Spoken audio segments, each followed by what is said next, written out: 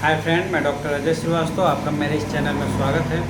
आज हम बात कर रहे हैं, अभी बहुत सारे ऐसे मैसेज आ रहे हैं डेंगू के बारे में। तो आज हम पहले समझेंगे कि डेंगू अगर आपके एरिया में है तो आप कौन सी होम्योपैथिक दवा का यूज़ करके डेंगू से बच सकते हैं, अपने परिवार को बचा सकते हैं। और अगर डेंगू हो चुका है तो आप डेंगू के फीवर को या डेंगू के वजह से जो प्लेटलेट डाउन हो जाता है, प्लेटलेट काउंट कम हो जाता है, आप उसको कैसे बढ़ा सकते हैं। तो फ्रेंड्स, पहले तो ये जान लेना ज़रूरी है कि डेंगू इस समय अक्टूबर नवंबर में होता है, ज़्यादातर हो रहा है, होने को अक्सर अगस्त सितंबर के बाद इसके पेशेंट दिखने लगते हैं। लेकिन जहाँ तक ज़्यादा होने की बात होती है, जब चेंज ऑफ वेदर यानी सितंबर अक्टूबर का महीना बहुत ही ध्यान देने लायक होता है। इस समय आपको सर्दी जुकाम भी हो रहा है, बुखार भी हो रहा है, तो अक्सर बहुत सारे लोग समझ नहीं पाते हैं कि उनको डेंगू हो रहा है। तो पहला जो सबसे ज़रूरी बात है वो ये जानना ज़रूरी होता है कि डेंगू में लक्षण आते कैसे हैं। पहला जो लक्षण होता है डेंगू में वो होता है बदन में बहुत ज़्यादा दर्द होना, उल्टी होना, और उल्टी के साथ साथ हेमोरेजिक डेंगू में, नॉर्मल डेंगू में अक्सर बॉडी एक, बदन दर्द, सर पूरा भारी होना, पैर पूरा फटने लगना, ये नॉर्मल डेंगू के लक्षण होते हैं। लेकिन हेमोरेजिक डेंगू जो नॉर्मल डेंगू की अपेक्षा काफ़ी घातक होता है। इसमें क्या होता है, सबसे जो ज़रूरी मार्जिनल बात है जो आपको ध्यान देना है वो ये होता है कि या तो आपके किसी भी ऑर्गन से ब्लड आने लगता है, चाहे वो पेशाब के रास्ते से हो, चाहे वो लैट्रिन के रास्ते से हो, चाहे वो मुंह के रास्ते से हो या नाक से हो, इसीलिए इसको हेमोरेजिक डेंगू के नाम से जाना जाता है। तो हम जानेंगे और ऐसा उपाय किया जाए, ऐसा व्यवस्था किया जाए जिससे हम दोनों तरह के डेंगू से बच सकते हैं। तो फ्रेंड्स, आज हम आपको कुछ कॉम्बिनेशन बताएंगे और ये कॉम्बिनेशन से कुछ दवाओं को मिला करके आपको घर में रखना है। और इन दवाओं को अगर आपके इलाके में भी डेंगू अगर हो या आपके घर में किसी को डेंगू है या नहीं है, आपको लग रहा है कि डेंगू होने के चांसेस ज़्यादा है, तो आप ये मेडिसिन को अभी 15 से 1 महीने तक रेगुलर ले लीजिए। आपको होने के चांसेस कम रहेगा, अगर होगा भी तो नॉर्मल सिम्टम्स देते हुए नॉर्मली 5 से 6 दिन में आपको रिकवर करना शुरू हो जाता है। तो फ्रेंड्स, पहला जो मेडिसिन आपको लेना है वो लेना है यूपटेरियम परफोलेटम। यूपटेरियम परफोलेटम को आपको 200 पोटेंसी में लेना है और दूसरी मेडिसिन लेनी है एक्सरे 30।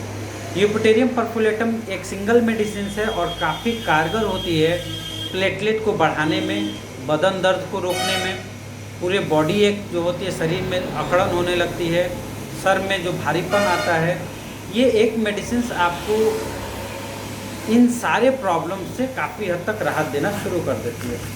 अब बात करते हैं यूपटेरियम पर्फ के साथ मैंने एक्सरे को अपने कॉम्बिनेशन में जोड़ के इसलिए रखता है कि कभी कभी हेमोरेजिक डेंगू में या कभी कभी प्लेटलेट बहुत ज़्यादा यानी कि 90 से नीचे होने लगे या 60 तक आ जाता है, तो कुछ पेशेंट का प्लेटलेट बढ़ता ही नहीं। ऐसे कंडीशंस में आपको यूपटेरियम परफोलेटम के साथ साथ एक्सरे को मिक्स कर लेना है। दोनों को बराबर मात्रा में, अच्छी कंपनी का ले लीजिए, स्वाब इंडिया का या SVL कंपनी का ले लीजिए, और इन दोनों को एक 30 ml शीशी में मिक्स करके 4-4 बूंद दिन में कम से कम 3 से 4 बार आपको लेना है।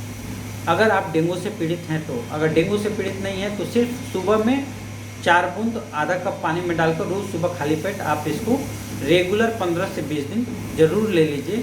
काफ़ी हद तक डेंगू से प्रिवेंट करने में ये आपको, यानी कि आपके शरीरों को रोगों से लड़ने में काफ़ी हद तक ये खड़ा कर देता है। दूसरी जो कॉम्बिनेशंस आती है वो ये है कि आपको लेना है 4 मेडिसिन। एक चिरायता क्यू, दूसरा लेना है कैरिका पपाया, तीसरा लेना है टिंसोपोरिया कॉर्डिफोलिया, और चौथा लेना है आपका, अगर फीवर ज़्यादा रह रहा है या कम रह रहा है तो बेलाडोना।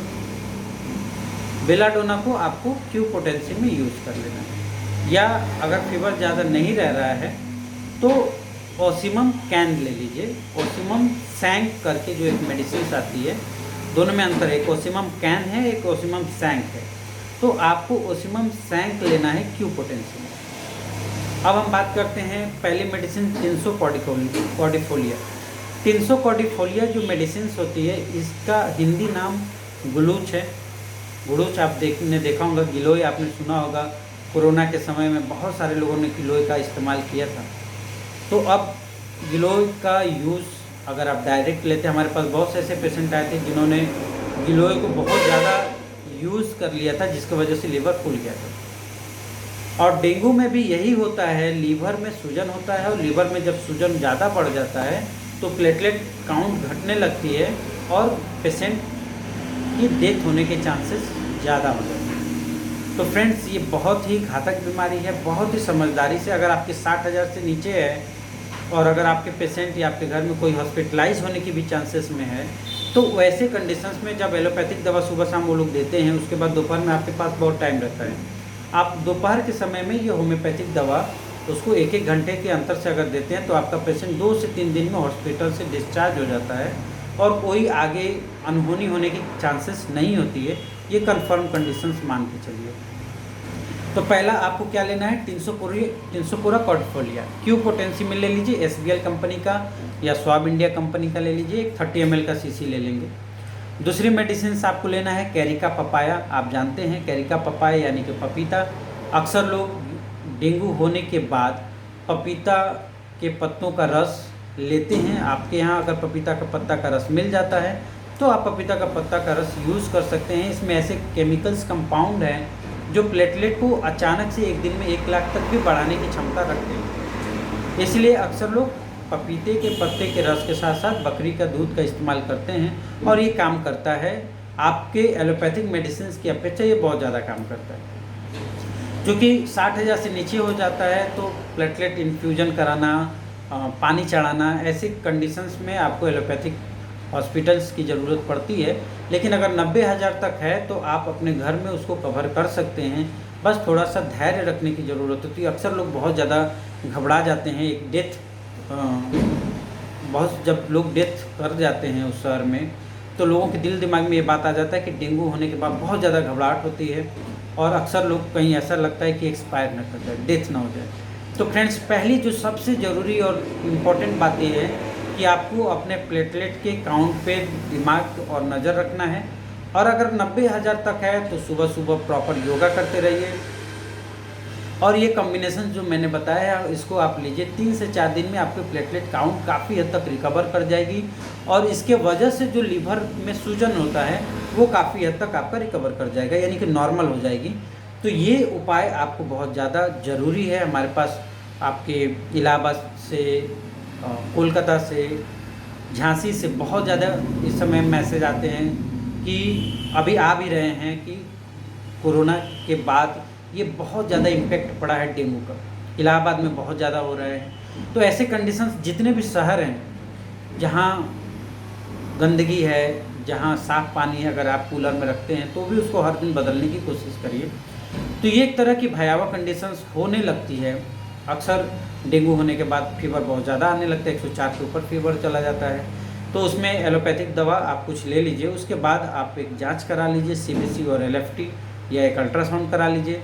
और उसके बाद अगर डेंगू की कंडीशंस क्लियर हो जाती है, प्लेटलेट काउंट कम हो जाता है, तो आपको करना क्या है, ये मेडिसिन आपको तुरंत मंगाना है और लेते रहना है। उसके साथ साथ आपको ORS का घोल गर्म पानी में रेगुलर लेते रहना है ताकि पानी की कमी ना हो बॉडी में, और धीरे धीरे आपका जो बॉडी है वो अपने आप रिकवर होना शुरू हो जाता है। तो दूसरी मेडिसिन आपको टिंसोकोरा कॉर्डिफोलिया के साथ क्या यूज़ करना है, कैरिका पपाया।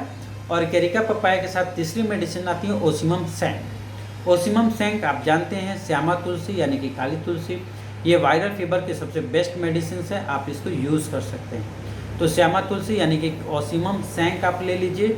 और चौथी जो लास्ट मेडिसिन है वो मैं अपने तरफ से यूज़ कराता हूँ और वो है चिरायता। आप सब लोग चिरायता के नाम से फेमस होंगे। जब फीवर यानी हड्डी तोड़ फीवर आती है तो उसमें चिरायता का यूज़ किया जाता है। ये हमारे लिवर को नॉर्मल करती है और इसके साथ साथ ब्लड में जो दोष आ जाता है फीवर के वजह से उसको धीरे धीरे डाउन होने लगती है। तो फ्रेंड्स, आपको डेंगू होने के बाद घबराना नहीं है, सावधान रहना है, पैनिक नहीं होना है। पैनिक होने से क्या होता है, आदमी हताश हो जाता है, नर्वस हो जाता है, जिससे क्या होता है कि बीपी ज़्यादा डाउन होने लगती है।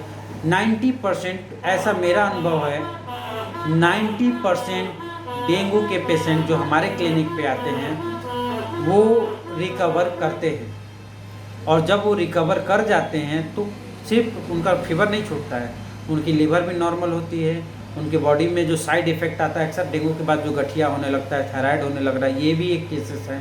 ये सब भी नहीं होता है, तो ये कॉम्बिनेशंस आप यूज़ कर सकते हैं। इसके साथ साथ जब तक आपको फीवर है, जब तक आप डेंगू के प्रकोप से पीड़ित हैं, आपको नॉर्मल पानी नहीं पीना है, इतना ज़रूर ध्यान रखिए। आपको गर्म पानी पीना है और हमेशा उबाल के पानी रखिए, उसको पीते रेगुलर रहिए।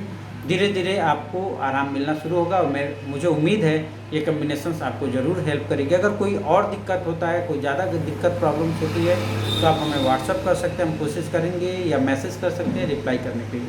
तो फ्रेंड्स, वीडियो को लाइक, सब्सक्राइब और शेयर ज़रूर करें। Thanks a lot.